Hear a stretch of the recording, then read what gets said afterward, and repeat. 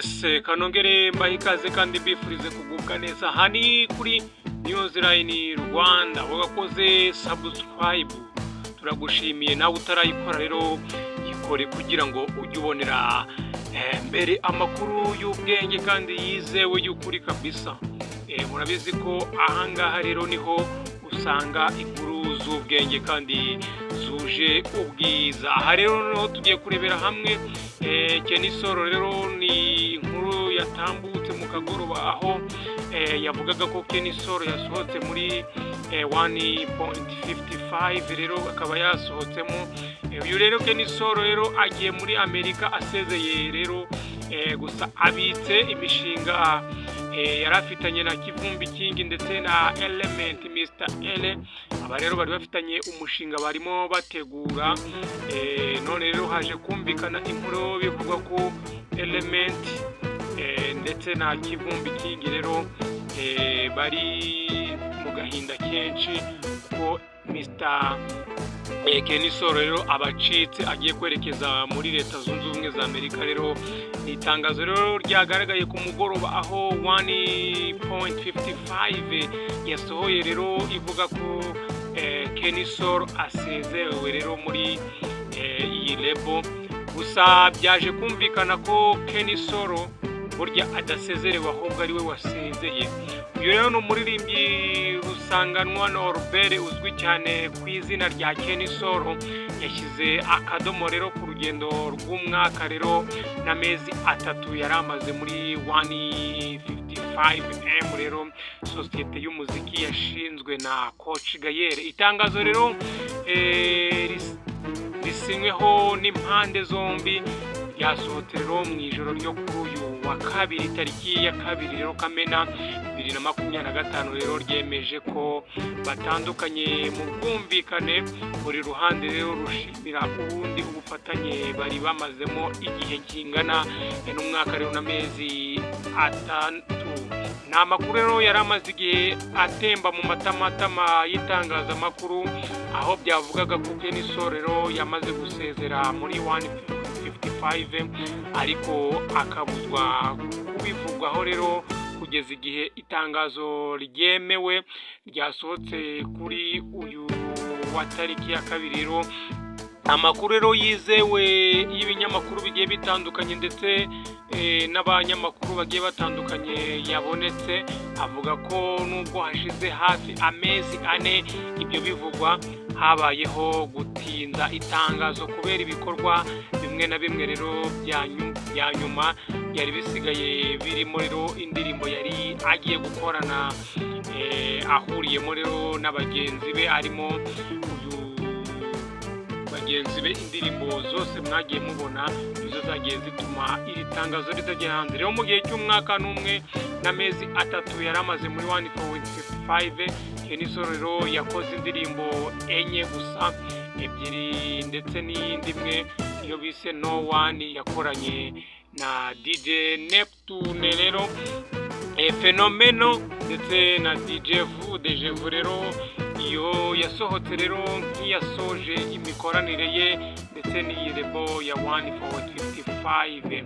Nubwo rero bimeze gutya ariko Kenisoro yinjiye muri 1.55 afite amashyushyu ndetse avuga ko yiteze ko urugendo rwe ruzaba rwiza kurushaho. Muri Werurwe rero 2024 yavuze ati nk'uko mwabibonye ndi muri 1.55 rero abantu babimenye tutarabimenyesha ariko ubu ndimo. Ndashimira iyi sosiyete kuba yaremeye kuza mu rugendo rwanjye rwa muzika. Nicyo kintu naburaga mu buzima bwanjye, nubwo nabonaga ibikorwa byanjye hari uko bitinda, ni ukubera ko ari nge wirwanagaho. Ubu nibwo ibyiza rero bitangiye kubera ko mbonye abantu bamfasha mu bikorwa byanjye. bagashoramo imari, nta kabuza rero ibintu bigiye kuba byiza cyane kurushaho kuruta ahashize. ibyo bazanye rero nibyo naburaga, ubu ndi mu maboko rero yabo meza. Byose rero byari bihujwe na Spectacular. Uyu ni Kenny Solo rero yari muri 155 rero abinyujije rero muri sosiyete ya Spectacular iyobowe n'umuvandimwe we. Ni nayo rero mpamvu itangazo ryasohowe rihuriweho na Spectacular na 1.55 rero, nubwo agikorana na 155, ibikorwa bye rero bigikurikiranwa na Spectacular, ari nayo iri kumufasha rero kwitegura urugendo rushya afite hariya muri Amerika rero. Itangazo rero asoza amasezerano muri 155 rero, hari aho avuga ati 155 Limited n'umuhanzi Kenny Solo rero batangaje ko guhera tariki 2 Kamena 2025 bumvikanye ko bagiye gukomeza inzira zitandukanye z'ubuhanzi. Twembi rero turashimira byimazeyo urugendo twagiranye kandi twifurizanya amahirwe mu bikorwa byose biri imbere. Kenny Solo rero na bagenzi be bagiye muri Amerika rero, ni mu cyumweru gishize. Kenny Solo rero na Kivumbi King ndetse na Element bafatanyije indirimbo nshya rero ishyigikiwe na Major Keve, n'umu DJ rero ukorera muri Leta Zunze Ubumwe za Amerika, uyu Major Keve. Iyi ndirimbo rero yakozwe mu buryo bw'amajwi ndetse na Element yafatiwe amashusho na Faizo Pro.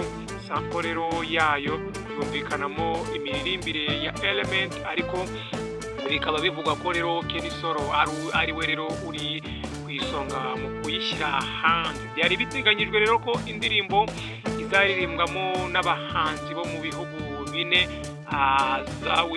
Azawi rero muri Uganda ndetse na Sony wo muri Zambia, n'ubundi rero wo muri Kenya. Gusa ibi bibazo mu itegurwa ry'amashusho byatumye Major Keve ahitamo rero gukorana n'Abanyarwanda, dore ko byoroshye rero mu bijyanye n'akazi ndetse n'itumanaho.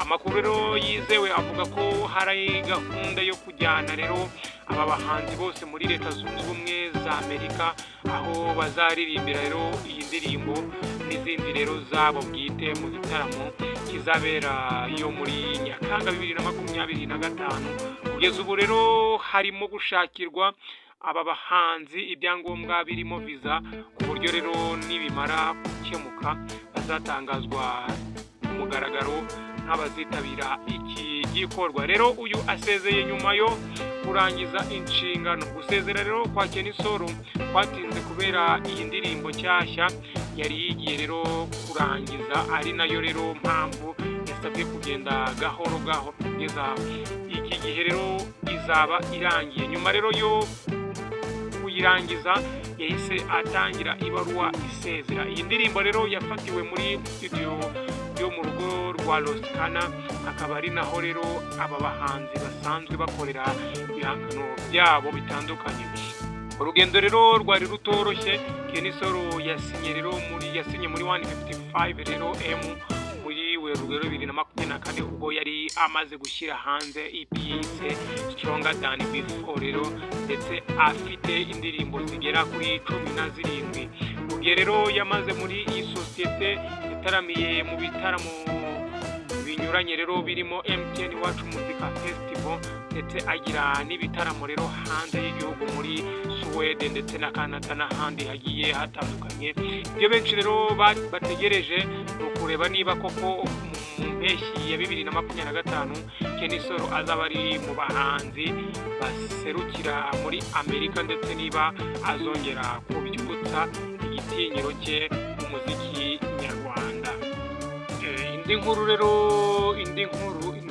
biravuga ko rugeretse rero hagati ya Asina ndetse n'umunya Eritrea rero uherutse kumukubita rero rurageretse hagati ya Asina uri mu bakobwa rero bafite izina rizwi mu myidagaduro y'u Rwanda rero ndetse n'umunya Eritrea rero uherutse kumukubita mu ijoro ryo kuri wa 31 rero Gicurasi 2025. Umwe mu nshuti rero za hafi za Asina yahaye amakuru ibinyamakuru bigiye bitandukanye rero yavuze ko kugeza ubu uyu mukobwa yamaze gushyikiriza rero ikirego cye mu rwego rw'igihugu rw'ubugenzacyaha rero RIB arega umugabo w'umunya Eritrea rero uherutse kumukubita. Amakuru rero yibanze waduhaye amakuru